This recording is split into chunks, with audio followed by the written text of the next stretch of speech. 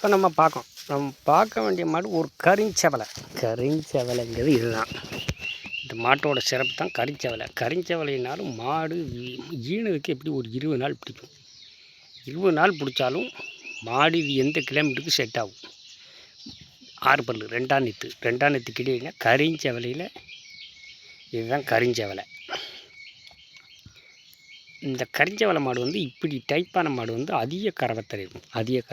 எப்படின்னா நல்ல மண்டைச்சட்டு, நல்ல தலைச்சட்டு, நல்ல முதுகு, நீர்வாடம் மாடு. இதுக்கு பேர் என்னென்னு நீர்வாடம் மாடுங்கும்போது அது நல்ல மாடு. நல்ல கறவைத்தரம் அதிகம் இருக்குதுங்க. வந்து 20 நாள் பிடிக்கும். 20 நாள் பிடிச்சாலும் நல்ல இது ஒரு காட்டு மேய்ச்சலுக்கு ஒரு தோதுவான மாடு. நல்ல மாடு. காட்டு மேய்ச்சல் தோதுவான மாடுனா எந்த கிலோமீட்டருக்கு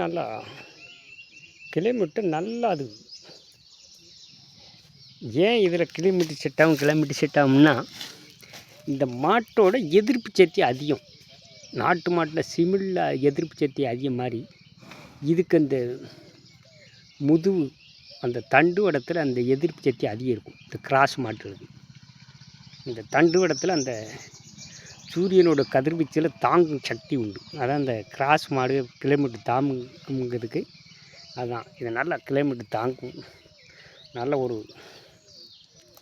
தரமான மாடு. நல்ல மாடு. ஒரு 5 10 லிட்ரு மேக்சிமம் 6 12 கறந்தாலும் கறக்கும். 5 10 லிட்ரு விடாமல் கறக்கும். நல்ல மாடு. நல்ல நிறம். நல்ல ரெண்டையும் பருமாடு இல்லை, பொடி மாடு இல்லை, முக்காத்தரத்து மாடுங்கும்போது காம்பு நல்ல பூங்காம்பு டைப்பு. நல்ல நிறமான மாடு.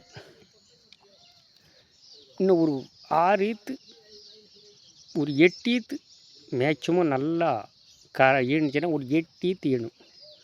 8 ஈத்து வரைக்கும் இந்த மாடு நல்லாயிருக்கும். நல்ல மாடு.